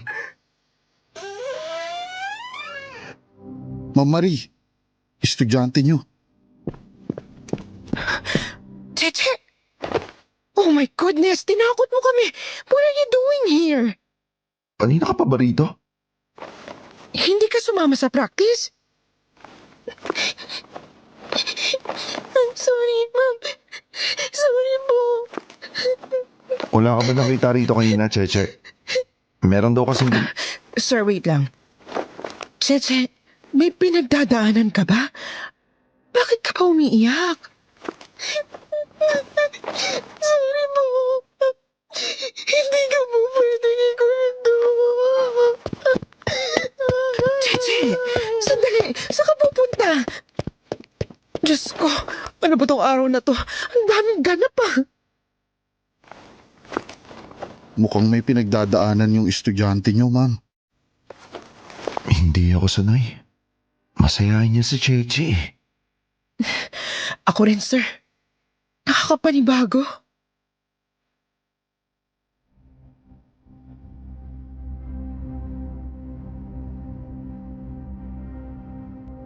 Dahil sa insidente, 2 araw naging suspendido ang practice para sa graduation. Hindi rin muna pinagamit ang 3rd floor ng gusali. Minabuti ng prinsipal na pagpahingahin ang mga bata habang isa-isang kinakausap sa guidance office yung mga nagsasabing nakita nila ang pagtalon ng babae sa Building 3.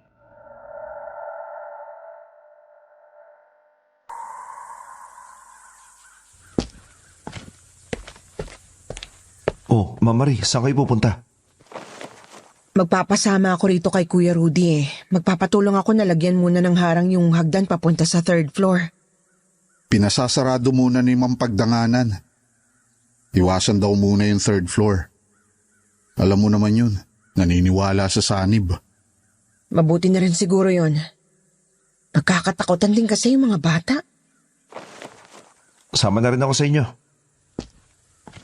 So, saan ka raw muna magro-room?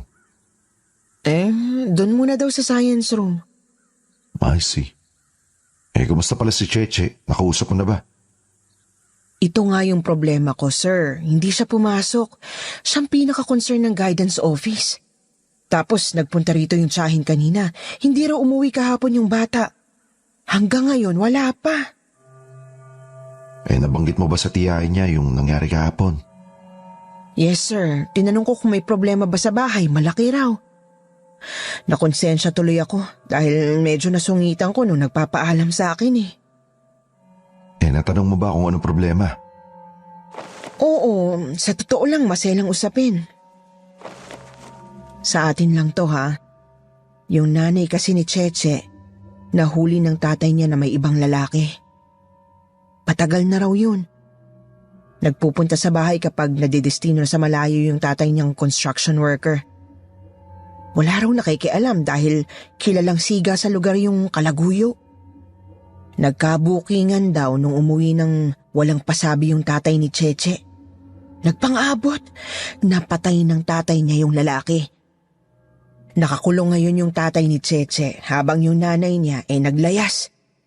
Gawa siguro ng kahihiyan. Diyos ko. Kaya rin siguro hindi makapagkwento yung bata. Awa naman. Grabe. May ganun palang babae. Akala ko lalaki lang ang hindi nakukontento. Ang inaalala ko na lang ngayon si Cheche. Sana mahanap na siya. Nakukonsensya ako kasi hindi ko pinakinggan yung pakiusap niya eh. Hindi ko man lang naisip na may mabigat palang pinagdaraanan yung bata. Huwag mo nasisihin yung sarili mo. Nagkataong pressure ka rin sa dami ng gawain, di ba? Bakit kaya ganun? Kapag malapit na ang graduation, laging may nangyayaring mabigat. Kung hindi sa estudyante, sa paaralan.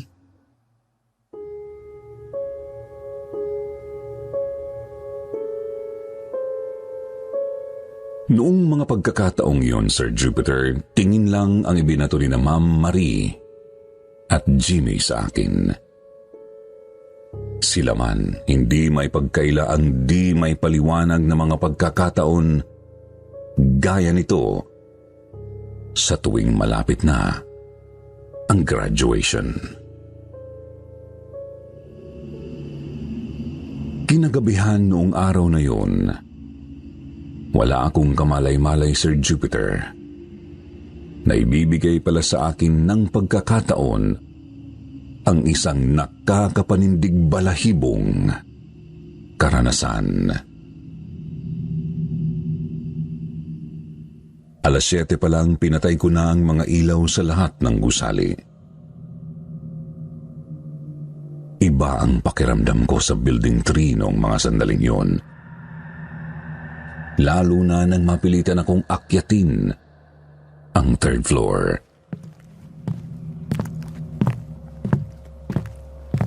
Dahil natatanaw ko mula sa ibaba na bukas ang ilaw sa hallway nito.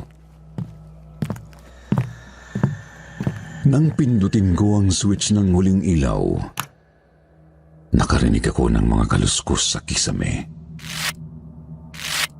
Parang may naglalakad.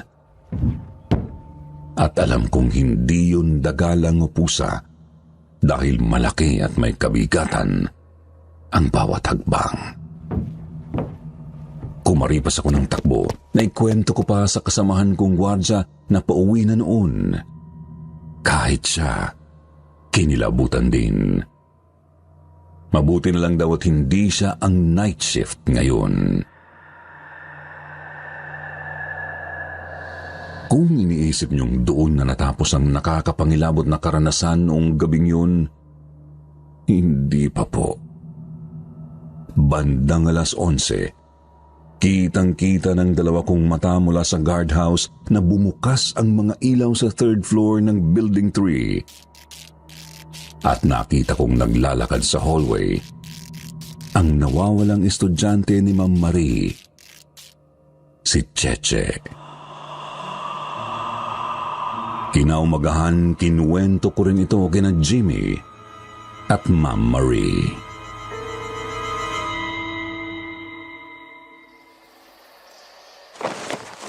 Seryoso ba yan, Pards? Oo. Hindi pa naman malabo ang mata ko. Saka, kilala ko naman yung batang yun. Imposibleng magkamali ako.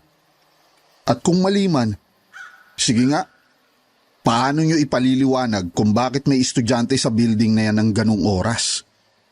Hindi nyo ba sinubukang lapitan o tawagin man lang yung nakita nyo, kuya?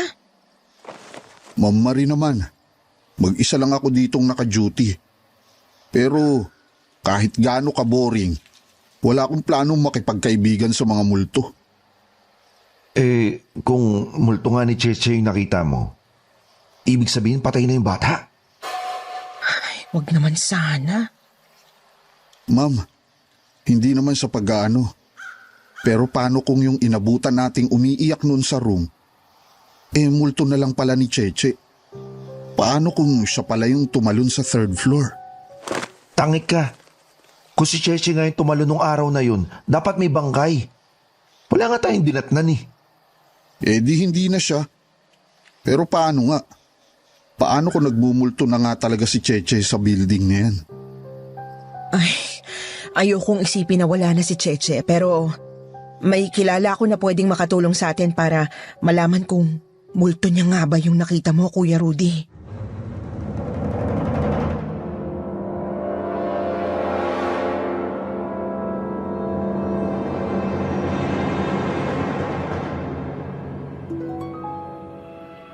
Hindi lang pamilya ni Cheche ang nag-aalala sa mga sandaling ito, kundi ang buong paaralan na rin. Lalo na si Ma'am Marie.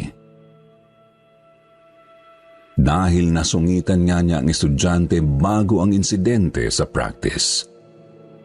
Kaya para mabigyang linaw ang mga haka-haka namin, Sir Jupiter, nakiusap na sa akin ang dalawang guro.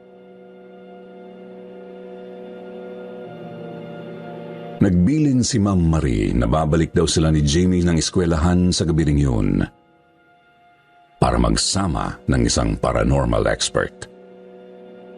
At ako ang kailangan nila para makapasok doon ng 10 oras ng gabi.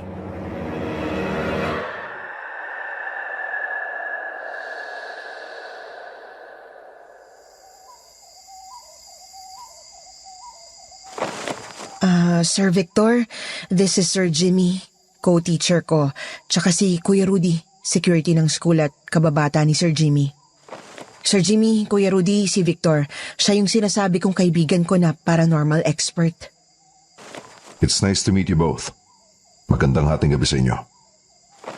Good evening din po, sir. Magandang gabi, sir. O siya, tara na sa loob.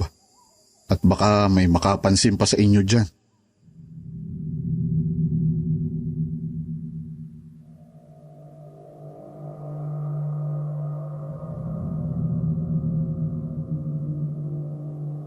Wala kaming inaksayang oras, Sir Jupiter. Tinuntun agad namin ang 3rd floor ng Building 3. Naglabas ng isang maliit na aparato si Victor na kailangan daw niya sa pag-detect ng mga enerhiya.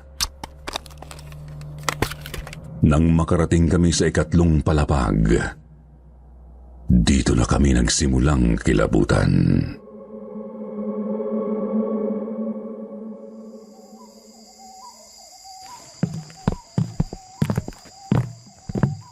Ano yung hawak mo, sir? EMF reader ang tawag dito. Ginagamit to sa pag-detect ng electromagnetic field na pwedeng nanggagaling sa paranormal entities. Pang-detect? Wala po ba kayong third eye? Hindi lahat ng nasa field ng paranormal investigation ay natural sensitive. I see. So, paano tayo matutulungan ng device mo exactly? Lahat ng signals na makukuha natin, pwede tayong i-lead sa iba pang mga clue. Makinig kayo. Kung pagbabasayan natin ang kwento niyong lahat at pag-uugnay-ugnayan at ipagpalagay nga na wala na nga si Cheche, may posibilidad na bukod sa multo ng nawawala niyong estudyante, may isa pa. Anong ibig mong sabihin, sir? Ibig sabihin posibleng magkaiba yung nakita ng mga estudyante nung practice at yung nakita ni Rudy nung nakaraang gabi? Ganoon na nga. Dapat 2 sila. Susubukan natin kung magpaparamdam sa atin pareho. Uy, tumutunog na. Malakas yung nasasagap natin dito sa parte na to. Ayon sa salaysay ng mga estudyante, dito mismo sa spot na to nangyari yung pagtalon. 1 down. Ay, gagi. Ayan na naman. Ay, ano yun? Parang mga hakbang yun, di ba? Sa banda rin nanggagaling. Relax lang kayo. We need to find out kung ano meron sa kisame. Chief, saan may daan ng packet dyan? Seryoso ka, sir? Aakyatin mo? Kailangan natin masilip. Nandito tayo para maganap ng sagot. Or else, nagsasayang lang tayo ng oras. Sige na, tara na. Kayong bahala. Banda rito. Sunod kayo sa akin.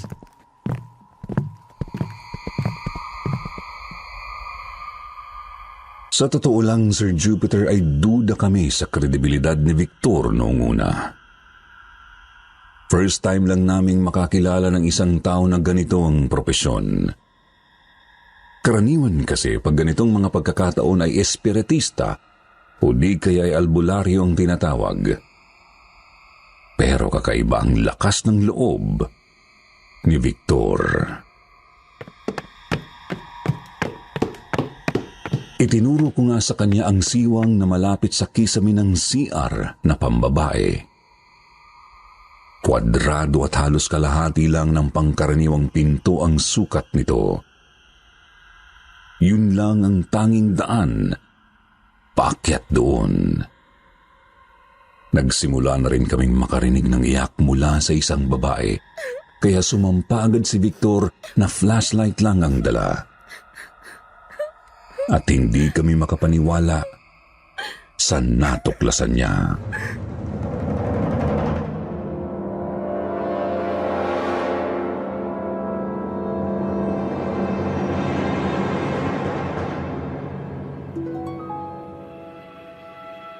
Marie, palagay ko kailangan mo ito makita. Ako? Umakit ka rito. Bakit? Anong meron? Sumunod na rin kayo, sir. Kahit silip lang.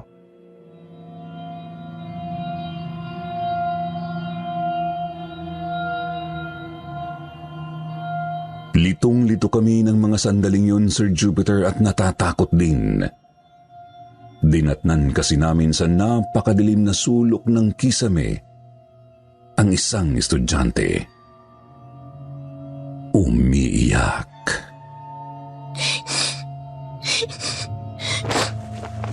Cheche! Oh my God! Si Cheche nga! Hindi ba yan... Huwag kayong matakot. Hindi multo yan. Kuya Rudy, Sir Jamie, pa-assist naman. Kayo na umalalay sa bata pagbaba. Okay, ma'am. Tara, Parts.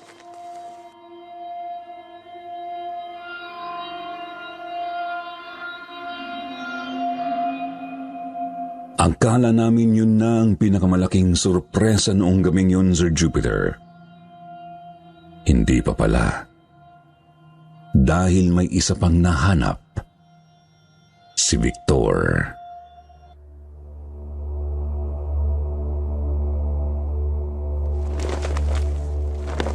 Dahan-dahan lang, nak, ha? Kaya mo bang bumaba? Opo, sir. O, kapit ka dito sa gilid.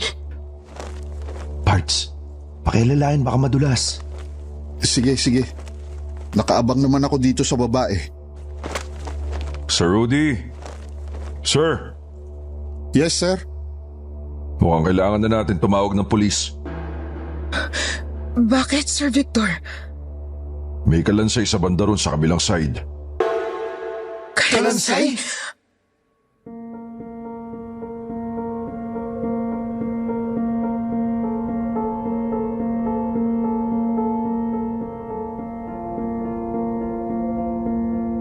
Matagal na akong walang balita sa paaralang yon, Sir Jupiter. Ilang buwan lang din kasi ang lumipas mula ng insidenteng yon ay nalipat na ako ng assignment. Ang alam ko lang nagkaroon ng investigasyon sa natagpuang kalansay sa Kisame. Napag-alaman, nakalansay ito ng isang estudyanteng babae mula sa batch ng mga graduating noong 1996 na napabalita ring nawawala. Wala pang nahuhuling salarin pero pinagpapalagay na sospek sa kaso ang mga trabahador na gumawa ng nasabing school building. Bukod doon, wala na kaming naging balita sa kinahinatnan ng kaso. Bago naman ako malipat, napagkwentuhan pa namin ni na Jimmy at Ma'am Marie ang tungkol kay Cheche. Nang usisain daw ito kung bakit umakyat sa Kisame ay hindi rin daw makasagot. Kahit daw ang bata hindi alam kung paano siya napunta roon. Hindi na rin nakapagmarcha si Cheche noong graduation. Ilang beses daw kasi itong nakaranas ng sanib.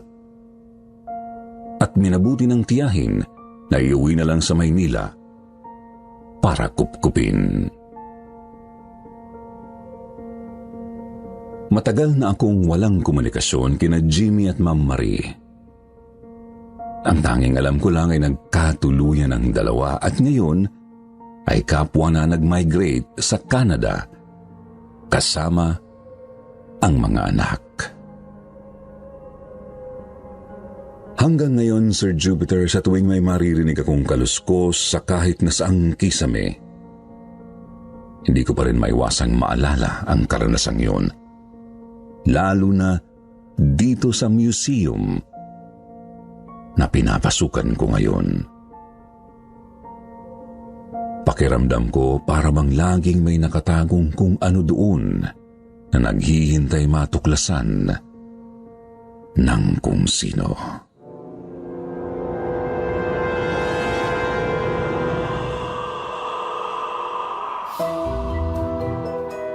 At ngayon naman dumako tayo sa inyong paboritong shoutout portion. Shoutout kay Kilabot King, Catherine Cheche Gentiles, Annalyn Tumapang, Elizabeth Dacles, Aiza Lejano, Micah Trisha May, Ansale Aiza, Lovely Lau, at Amy Burt. Basahin naman natin ang ilan sa mga magagandang comment mula kina Lovely Lau at Sarina May Ramos. Sabi ni Lovely, masarap talagang makinig sa mga kwento nyo habang nasa trabaho ako at habang gumagawa ng gawaing bahay. Sa totoo lang, ang 11 years old kong daughter ang nahuli kong nakikinig sa inyo. Nadamay lang ako. Kaya pa-shoutout na rin po sa Lau family ng Tagaytay City. Sabi naman ni Sarina, sarap makinig sa kwentong Takip Silim at Sitio Bangungot. Araw-araw ko itong pinakikinggan, lalo na kapag may ginagawa sa bahay. Pampagana at energizer ko ang mga kwento ninyo. Keep it up po, lagi lang po kaming maghihintay sa update araw-araw. Sa mga hindi po nabanggit, sa susunod na lang po, huwag niyo pong kalimutang mag-reply sa ating shoutout box na nasa comment section para ma-shoutout ang inyong mga pangalan. Muli po mula sa bumubuo ng kwentong Takip Silim, ito po ang inyong lingkod, Jupiter. Nagpapasalamat.